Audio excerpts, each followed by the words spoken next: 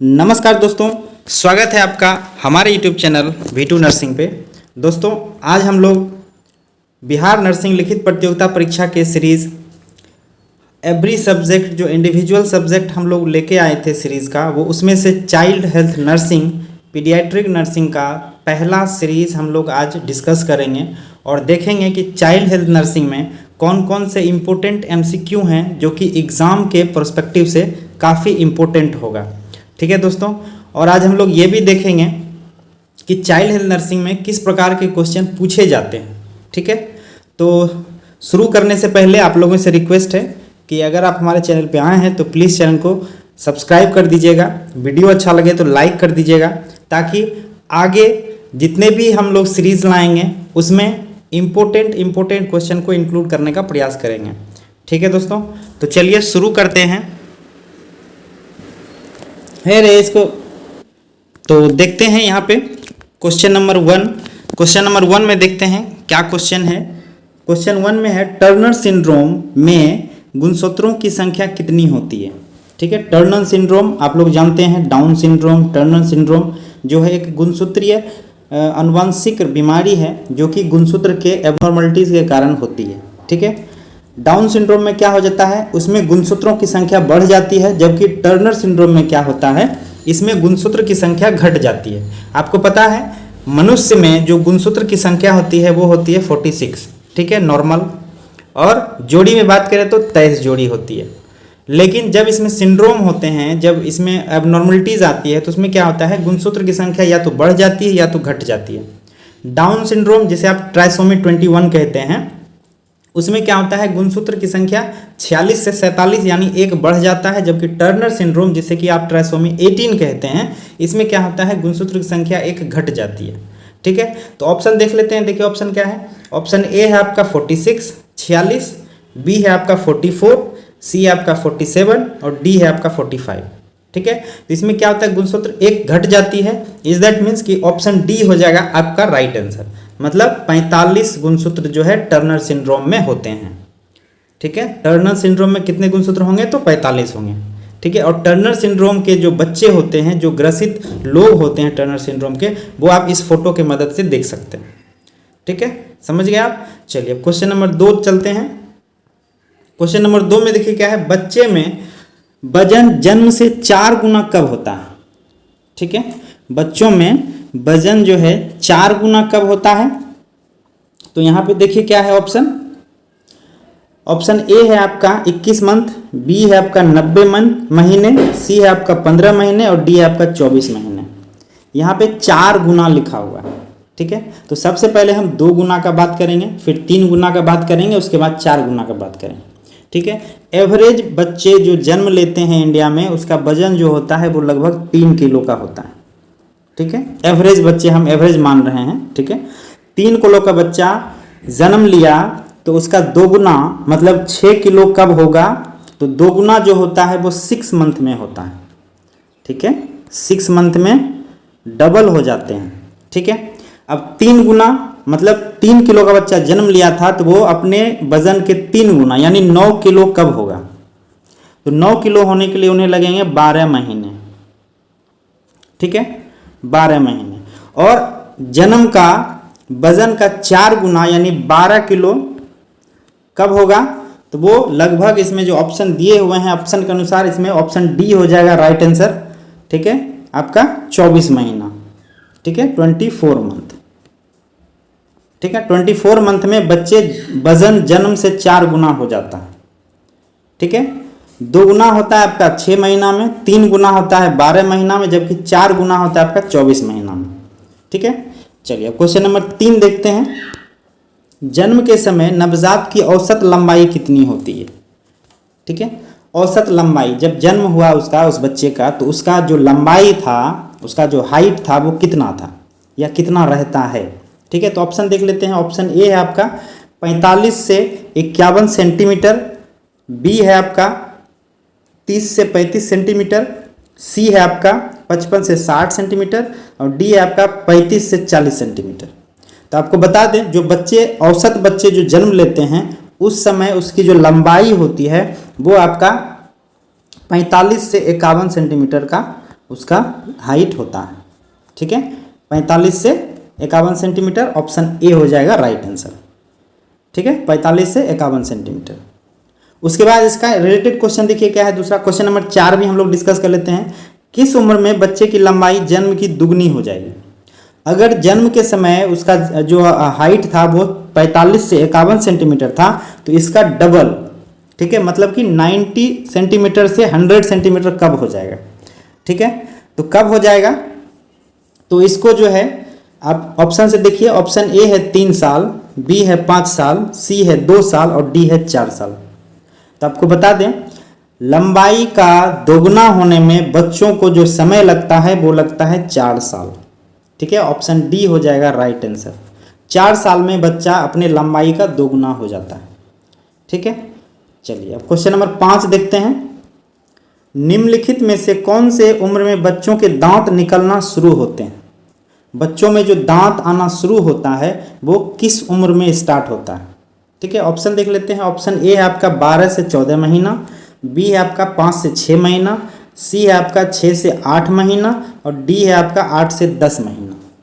ठीक है, तो आपको बता दें बच्चों में जो सबसे पहला दांत आता है वो आपका ऑप्शन सी यानी कि 6 से 8 मंथ में स्टार्ट हो जाता है आना। ठीक है, 6 से 8 मंथ में बच्चे का दांत निकलना क्या होता है? स्टार्ट हो जाता है। और सबसे पहला जो दांत आता है वो आपका इंसीजर आता है, सबसे आगे वाला दांत, इंसीजर टीथ जिसे आप कहते हैं। ठीक है, चलिए अब क्वेश्चन नंबर 6 देखते हैं। बच्चों में अस्थाई दांत किस उम्र में निकलने शुरू होते हैं? आपको पता है जो पहले दांत जो 6 महीना में निकलना स्टार्ट होता है, 6 मंथ से 8 मंथ, तो वो क्या होता है? वो मिल्की टीथ उसको बोलते हैं, दूध का दांत बोलते हैं। ठीक है, वो दांत एक उम्र में सारे जो है टूट टूट के गिर जाते हैं, जबकि उसके बाद जो परमानेंट टीथ होता है, जो अस्थाई दांत होता है, वो आपका किस उम्र में निकलना शुरू होता है? तो ऑप्शन देखिए, ऑप्शन ए है आपका 6 से 7 साल, बी है आपका 2 से 3 साल, सी है आपका 10 से 12 साल और डी है आपका 3 से 5 साल।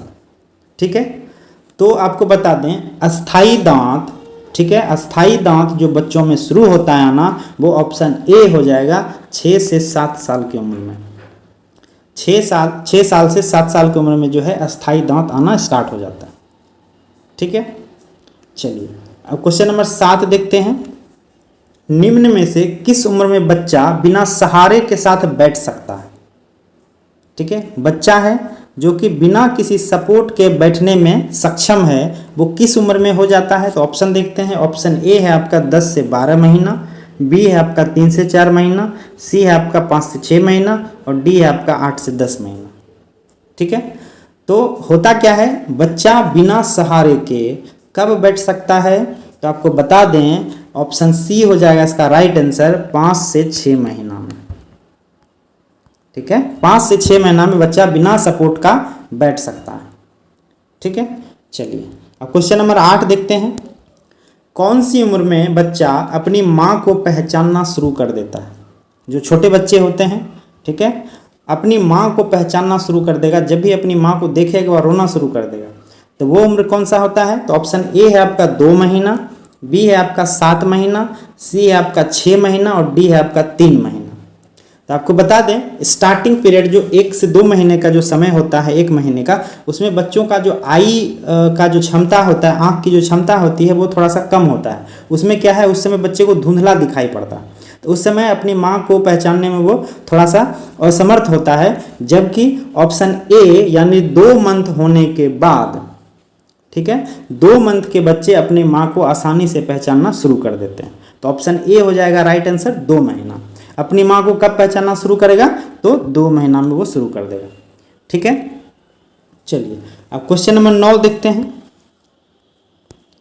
एक बच्चे को टॉयलेट ट्रेनिंग देना कब शुरू कर देना चाहिए? टॉयलेट ट्रेनिंग पहले आपको बता दें क्या होता है। टॉयलेट ट्रेनिंग वह एक प्रक्रिया है जिसमें बच्चों को यूरिनेशन, ठीक है, यानी पेशाब करने और उसके बाद स्टूल पास करने के लिए माँ बाप के द्वारा, पेरेंट्स के द्वारा उसे सिखाया जाता है, उसे ट्रेनिंग दी जाती है, उसे ही टॉयलेट ट्रेनिंग कहा जाता है। ठीक है, वो कैसे पेशाब करेगा, है ना, और कैसे स्टूल पास करेगा, वो इसके लिए ट्रेनिंग जो माँ बाप के द्वारा दिया जाता है उसे टॉयलेट ट्रेनिंग कहते हैं। तो किस उम्र में शुरू कर देना चाहिए? तो ऑप्शन देखिए, ऑप्शन ए है आपका 24 मंथ, बी है आपका 18 मंथ, सी है आपका 12 मंथ और डी है आपका 15 मंथ। कब शुरू कर देना चाहिए? तो आइडियल एज जो होता है टॉयलेट ट्रेनिंग शुरू करने का वो हो जाता है आपका ऑप्शन बी यानी 18 मंथ। ठीक है, 18 मंथ के बच्चों में जो है टॉयलेट ट्रेनिंग सीखने की क्षमता हो जाती है। तो 18 मंथ होने में आप उसे टॉयलेट ट्रेनिंग शुरू कर दीजिए। ठीक है, चलिए अब क्वेश्चन देखिए 10, मीजल्स वैक्सीन देने के कितने दिन बाद इम्यूनिटी बनती है? मीजल्स वैक्सीन आप जाते हैं, खसरा से बचाव के लिए दिया जाता है मीजल्स वैक्सीन। तो खसरा से बचाव के लिए जो मीजल वैक्सीन दी जाएगी तो टीका देने के बाद कितने दिन बाद जो है खसरा से बचाने का इम्यूनिटी बन जाता है शरीर में? तो ऑप्शन देखते हैं, ऑप्शन ए आपका वैक्सीन के दूसरे दिन यानी वैक्सीन लेने के दूसरे दिन, बी है आपका वैक्सीन के 11वें और 12वें दिन, सी है आपका वैक्सीन के 1 महीने बाद और डी है आपका तुरंत। तो आपको बता दें मीजल्स वैक्सीन जो है थोड़ा सा टाइम लगता है इम्यूनिटी बनाने में बॉडी को। तो ऑप्शन बी हो जाएगा राइट आंसर, 11 से 12 दिन में जो है खसरा के अगेंस्ट इम्यूनिटी बना लेता है। ठीक है, आपको पता है मीजल्स वैक्सीन कब दिया जाता है बच्चों में? 9 मंथ के बाद या 9वें महीना में। ठीक है, एससी रूट से दिया जाता है। ठीक है, चलिए अब क्वेश्चन नंबर 11 देखते हैं। 5 वर्ष से अधिक बच्चे द्वारा रात के समय कपड़ों या बिस्तर में पेशाब करने को क्या कहा जाता है? जो 5 साल का बच्चा हो गया है, टॉयलेट ट्रेनिंग तो आप 18 मंथ में शुरू कर दिए हैं, फिर भी 5 वर्ष से अधिक उम्र तक के बच्चे रात के समय बिस्तर को गीला कर रहे हैं, बिस्तर में पेशाब कर रहे हैं, तो उस कंडीशन को क्या कहा जाता है? तो ऑप्शन देखिए क्या है, ADHD, बी है आपका इंकोप्रेसिस, सी है आपका एनुरेसिस और डी है आपका ऑटिस्टिक थेरेपी। तो आपको बता दें बिस्तर गीला करने का जो कंडीशन होता है उसे ऑप्शन सी एनुरेसिस कहा जाता है। ठीक है, एनुरेसिस कहा जाता है। और यहीं पे अगर जो मल त्याग करने की बात आएगी तो इंकोप्रेसिस हो जाएगा। एनुरेसिस यूरिन के लिए और इंकोप्रेसिस स्टूल के लिए। ठीक है, चलिए अब 12 हम लोग देखते हैं। कंगारू देखभाल जिसे आप KMC कहते हैं, कंगारू मदर केयर, किसके उपचार में उपयोगी है? किसके उपचार के लिए जो है कंगारू मदर दिया जाता है? तो ऑप्शन ए है आपका सीजर यानी मिर्गी या दौड़ा, बी है आपका एब्डोमिनल पेन यानी पेट में दर्द, सी है आपका हाइपोथर्मिया यानी तापमान का कम होना और डी है आपका एनुरेसिस यानी बिस्तर गीला करना। तो आपको पता है KMC जो दिया जाता है वो तापमान के कम होने के कारण या फिर जब बेबी जो है लो बर्थ वेट बेबी जिसका होता है उस समय जो है डॉक्टर रिकमेंड करते हैं KMC। ठीक है, कंगारू मदर केयर। तो ऑप्शन सी हो जाएगा इसका राइट आंसर, हाइपोथर्मिया। ठीक है, हाइपोथर्मिया इसका राइट आंसर हो जाएगा। हाइपोथर्मिया मीन्स क्या होता है? बॉडी टेम्परेचर का कम होना। ठीक है, चलिए अब ऑप्शन 13 देखते हैं। क्वेश्चन नंबर, नवजात का क्या मतलब है? न्यूनेट जिसे आप कहते हैं, तो नवजात का क्या मतलब है? तो ऑप्शन देखिए, ऑप्शन ए है आपका 0 से 7 दिन, बी है आपका 0 से 28 दिन, सी है आपका 0 से 3 महीना और डी है आपका 0 से 1 साल। तो यहाँ पे नवजात का शब्द यूज किया है, तो नवजात शिशु आप जिसे कहते हैं। ठीक है, देखिए इसमें क्या होता है हम आपको बता देते हैं, 1 साल तक एज का। ठीक है, इसका राइट आंसर जो नवजात का होगा ना वो आपका बी हो जाएगा राइट आंसर, 0 से 28 दिन। ठीक है, 0 से 28 दिन के बच्चे को नवजात शिशु कहा जाता है। ठीक है, एक होता है आपका अर्ली न्यूनेट। ठीक है, अर्ली न्यूनेट कब होता है? 0 से 7 दिन तक के बच्चे। 0 से 7 दिन तक के बच्चे क्या कहलाता है? अर्ली न्यूनेट कहलाता है, जबकि 0 से 28 दिन के बच्चे न्यूनेट कहलाता है। और 0 यहाँ 28 से लेकर के 1 साल तक के बच्चे जो है इन्फेंट कहलाते हैं, शिशु कहलाते हैं। ठीक है, चलिए अब क्वेश्चन नंबर 14 देखते हैं। 1 वर्ष के आयु के बाद किस अंतराल में बच्चों को विटामिन ए दिया जाता है? तो सबसे पहले आपको बता दें कि विटामिन ए का खुराक स्टार्ट कब किया जाता है? तो विटामिन ए का खुराक जो है 9 मंथ पे शुरू किया जाता है बच्चों में। ठीक है, 9 मंथ यानी 9वें महीने में उसे विटामिन ए का पहला खुराक दिया जाता है। उस समय जो उसका खुराक होता है वो 1,00,000 यूनिट होता है। 1,00,000 IU इंटरनेशनल यूनिट 9वें महीना में जो दिया जाता है विटामिन ए का खुराक। 9 महीना के बाद जब उसे विटामिन ए का खुराक पड़ेगा तो वो प्रत्येक 6 मंथ पे पड़ेगा, ठीक है, प्रत्येक 6 मंथ पे पड़ेगा और यूनिट जो है डबल हो जाएगा, मतलब 2,00,000 यूनिट हो जाएगा। पहला डोज ही सिर्फ 1,00,000 का पड़ता है, उसके बाद जितने डोज पड़ेंगे 5 साल तक वो 2,00,000 यूनिट पड़ेगा, ठीक है। तो ऑप्शन देखिए, ए है प्रत्येक 6 महीना, बी है प्रत्येक 3 महीना, सी है प्रत्येक 9 महीना और डी है प्रत्येक 12 महीना। तो ऑप्शन ए हो जाएगा राइट आंसर, प्रत्येक 6 मंथ, ठीक है, समझ गए। चलिए, और विटामिन ए किसके बचाव के लिए दिया जाता है? तो आपके आंख से रिलेटेड जितने भी डिसऑर्डर हैं उससे बचाव के लिए विटामिन ए दिया जाता है, ठीक है। चलिए क्वेश्चन नंबर 15 देखते हैं। नर्स को मीजल्स वैक्सीन को अस्पताल में कितने तापमान पे स्टोर करना चाहिए, संग्रहित करना चाहिए? तो मीजल्स वैक्सीन आप जानते हैं SC दिया जाता है, 9 मंथ पे दिया जाता है बच्चों को, ठीक है। तो उसका टेम्परेचर जो उसको कोल्ड चेन में मेंटेन करना होता है, ऑप्शन ए देखिए +2 डिग्री से लेके +8 डिग्री सेल्सियस।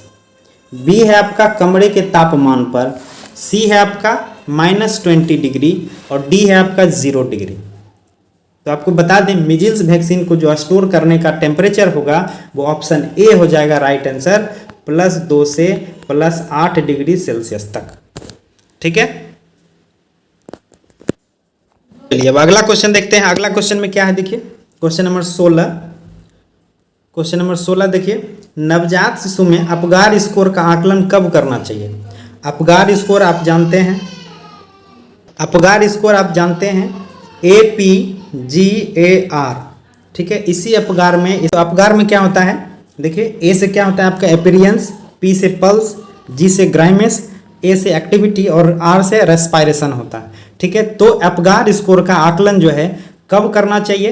तो ऑप्शन देखिए, ऑप्शन ए है आपका 10 मिनट फिर अगले दिन, बी है आपका 30 मिनट फिर 40 मिनट बाद, सी है आपका 5 मिनट फिर 30 मिनट के बाद, जबकि डी है आपका 1 मिनट फिर 5 मिनट पर, ठीक है। तो आपको बता दें अपगार स्कोर जो है इमीडिएट किया जाता है, जल्द से जल्द किया जाता है, ठीक है। तो अपगार स्कोर करने का जो सबसे अच्छा समय है वो आपका 1 से 5 मिनट तक का होता है, ठीक है। 1 से 5 मिनट में जो है आपको अपगार स्कोर का आकलन कर लेना चाहिए, ठीक है, ठीक है। तो राइट आंसर क्या हो जाएगा आपका? डी हो जाएगा राइट आंसर, 1 मिनट फिर 5 मिनट पर, ठीक है। चलिए क्वेश्चन नंबर 17 देखिए क्या है, कितना अपगार स्कोर होने पे बच्चे को सामान्य माना जाता है? तो अपगार स्कोर का स्केलिंग होता है आप जानते हैं, ठीक है, जिसका कि स्कोर 3 से लेकर के 10 तक होता है, ठीक है। मिनिमम 3 और मैक्सिमम 10 होता है। तो कितना स्कोर आने पे बच्चे को हम सामान्य मानेंगे? तो आपको बता दें, ठीक है।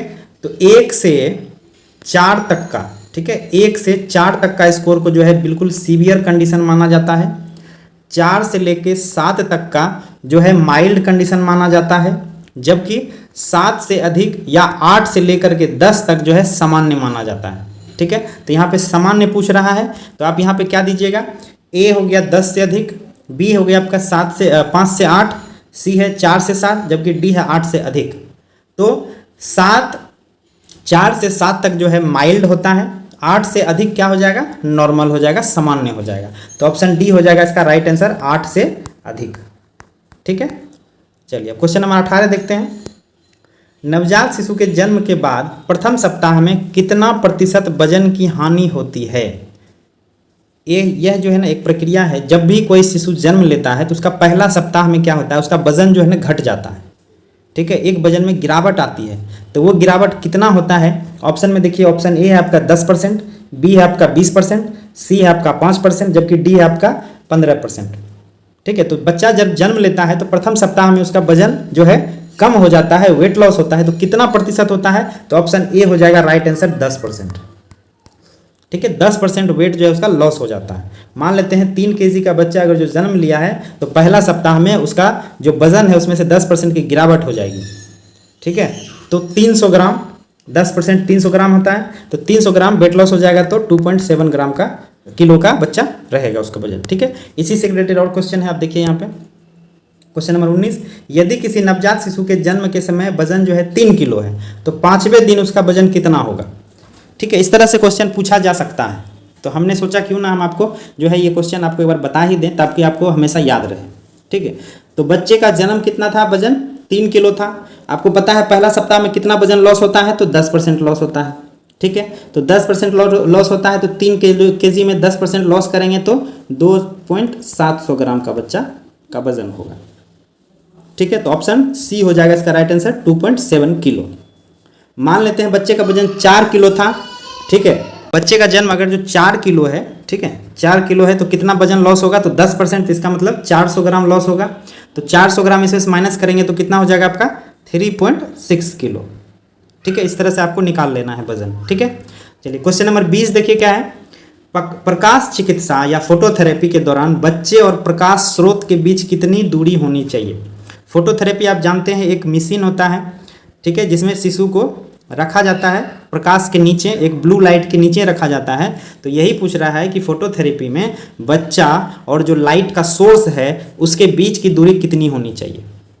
तो ऑप्शन देखिए, ऑप्शन ए है आपका 45 सेंटीमीटर, बी है आपका 100 सेंटीमीटर और सी है आपका 70 सेंटीमीटर, जबकि डी है आपका 20 सेंटीमीटर। तो फोटोथेरेपी में बच्चे और प्रकाश सोर्स के बीच का जो दूरी होता है वो आपका 45 सेंटीमीटर होता है, 45 सेंटीमीटर। और फोटोथेरेपी किस कंडीशन में दी जाती है, जब बच्चे के शरीर में बिलिरुबिन की मात्रा नॉर्मल से अधिक हो जाता है तब जो है फोटोथेरेपी दिया जाता है। ठीक है, या फिर जिसे आप पीलिया कहते हैं, पीलिया की कंडीशन में फोटोथेरेपी की जाती है।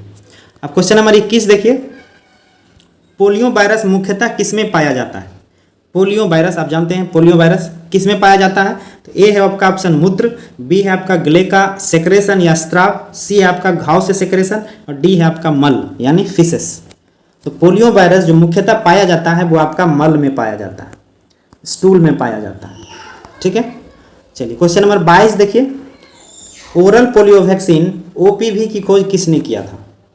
तो आपको बता दें ओपीवी जिसे आप ओरल पोलियो वैक्सीन कहते हैं, जो कि बूंद बूंद पिलाया जाता है, ओरली पिलाया जाता है, मुंह के द्वारा पिलाया जाता है, उसका खोज जो है ऑप्शन देखिए, ऑप्शन ए है आपका सबिन 1961 में, बी है आपका रॉबर्ट कोच 1927 में, सी है आपका साल्क 1955 में और डी है आपका पास्चर 1923 में।